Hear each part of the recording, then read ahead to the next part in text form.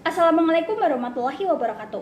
Perkenalkan, nama saya Ataya Dida Kusuma dengan NIM 2001040003 dari kelas 2A Prodi Pendidikan Bahasa dan Sastra Indonesia, Fakultas Keguruan dan Ilmu Pendidikan. Pada kesempatan kali ini, saya akan menyampaikan tentang pentingnya belajar sejarah sastra dan tentang periodisasi serta angkatan dalam sejarah sastra Indonesia. Oh ya, selain kedua topik tadi, saya juga menambahkan sedikit topik lain, yang tentunya berkaitan dengan kedua topik tadi. Anda dapat melihatnya pada gambar di sebelah saya. Pada topik materi yang pertama, yaitu adalah pengertian tentang sejarah sastra. Apa sih sejarah sastra itu?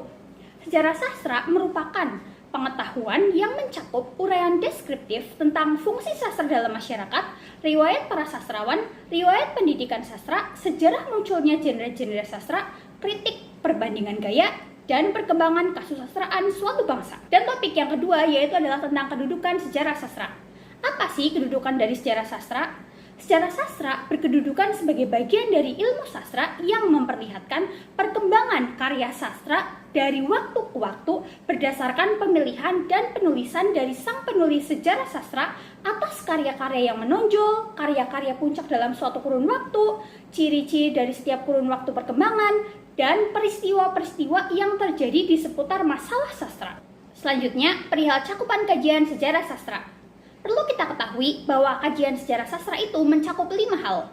Yang pertama, sejarah sastra yang membahas sebuah bangsa atau nasional.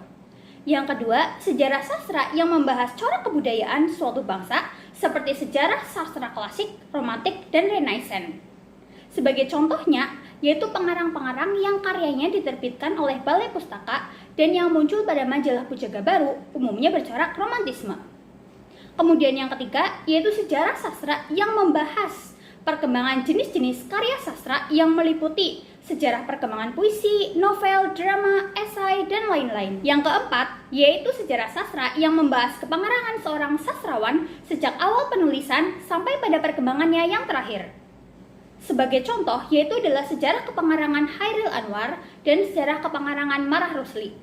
Dan yang kelima, yaitu adalah sejarah sastra yang membahas pembelajaran sastra di sekolah. Seperti sejak kapan sastra masuk ke sekolah, bagaimana kurikulum sastra yang digunakan pada waktu dulu sampai sekarang, bagaimana metode pengajarannya, dan bagaimana guru-gurunya, apakah memiliki kompetensi mengajar sastra atau tidak. Sebelum kita memasuki topik yang keempat, yaitu tentang apa pentingnya belajar sejarah sastra, terlebih dahulu kita perhatikan pernyataan dari Yudhoyono KS, bahwa siapapun yang ingin berminat untuk mempelajari sastra sebuah bangsa secara bersungguh-sungguh, sebaiknya memahami benar sejarah sastra bangsa tersebut atau sekurang-kurangnya mengetahui garis besar pertumbuhan dan perkembangannya. Jadi, sebelum kita mempelajari sastra dari sebuah bangsa, pahami dulu sejarah sastra dari bangsa tersebut. Lalu, apa sih sebenarnya pentingnya bagi kita untuk belajar sejarah sastra selain dari pernyataan tadi? Perlu kita ketahui bahwa sesuatu itu menjadi penting karena sesuatu tersebut sangat berfungsi bagi kita. Jadi, fungsi dari sejarah sastra sehingga penting untuk kita pelajari antara lain. Yang pertama, sejarah sastra itu tidak hanya berfungsi untuk memberikan gambaran kepada kita tentang perkembangan karya sastra suatu bangsa, tetapi juga perkembangan sastra daerah atau sastra lokal dan perkembangan sastra lainnya sebagai bentuk hasil budaya bangsa dari bangsa tersebut. Kemudian yang kedua, sejarah sastra itu dapat digunakan untuk penelitian sastra secara khusus dan budaya secara umum. Yang ketiga, dengan sejarah sastra kita dapat mengetahui persoalan-persoalan yang timbul dalam kasusastraan selama ini. Yang keempat, sejarah sastra itu membantu kita untuk memperoleh gambaran secara garis besar tentang keseluruhan objek pengkajian yang bernama sastra atau kasusastraan. Kemudian yang kelima, melalui sejarah sastra, para pengarang dapat melihat jelas dan menghayati karya-karya pengarang sebelumnya, baik sifat-sifat maupun coraknya, sehingga dapat menciptakan karya sastra baru dengan melanjutkan atau menyimpangi konvensi-konvensi karya sebelumnya. Yang keenam yaitu, ilmu sejarah sastra akan sangat berguna bagi kita sebagai mahasiswa atau calon sarjana sastra Indonesia agar kelak dapat memilih dan menentukan posisi kita dalam konteks perkembangan ilmu sastra Indonesia. Dan yang terakhir, bagi peneliti, sejarah sastra akan sangat berfungsi dalam memberikan pengetahuan tentang peta masalah pada masa silam tentang sastra agar sang peneliti tidak kehilangan jejak atau tersesat dalam memilih masalah yang akan dipelajarinya. pada pembahasan topik yang kelima, yaitu tentang pengertian sastra Indonesia.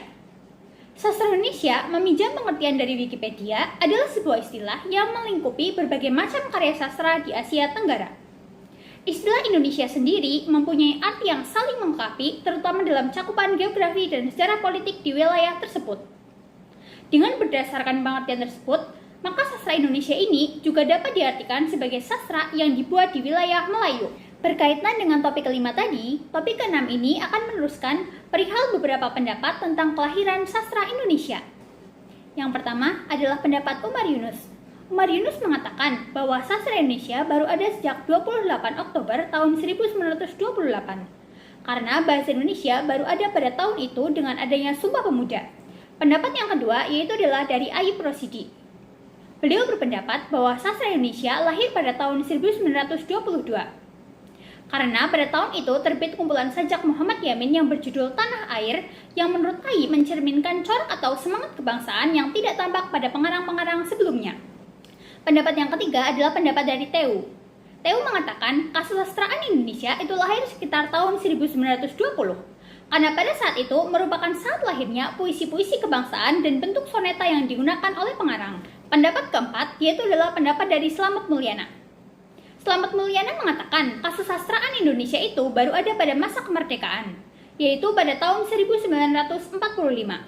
Karena pada tahun itu, Indonesia telah mempunyai bahasa yang resmi sebagai bahasa negara. Pendapat lain mengatakan bahwa kesusastraan Indonesia itu lahir pada tahun 1920, dengan alasan karena pada waktu itu, novel Merari Siregar yang berjudul Azab dan Sengsara merupakan karya dari seorang penulis Indonesia yang pertama kali terbit di Indonesia dengan menggunakan bahasa Indonesia. Topik yang ketujuh adalah pengertian dan tujuan pembebakan atau periodisasi.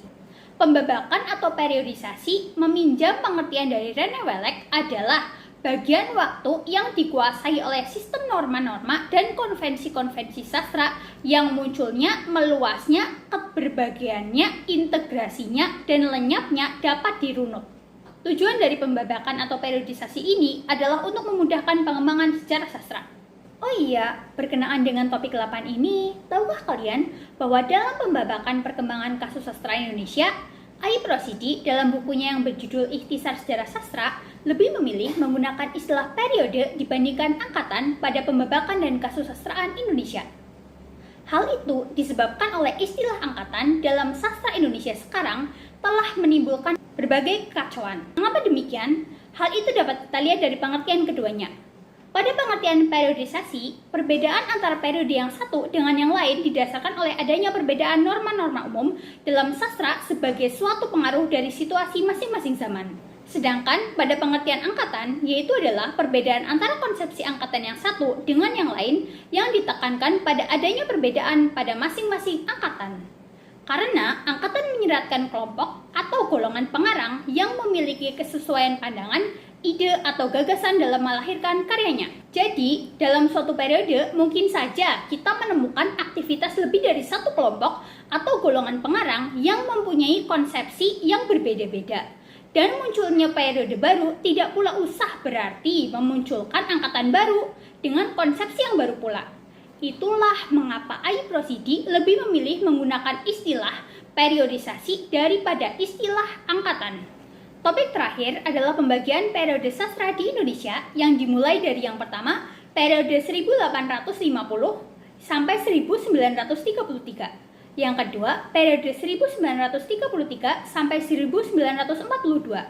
Yang ketiga, periode 1942 sampai 1945. Yang keempat, periode 1945 sampai 1961. Yang kelima, periode 1961 sampai 1971. Yang keenam, periode 1971 sampai 1998.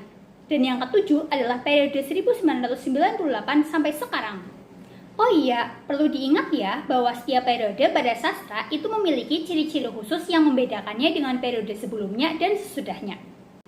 Demikian yang dapat saya sampaikan. Semoga bermanfaat. Assalamualaikum warahmatullahi wabarakatuh. Salam literasi.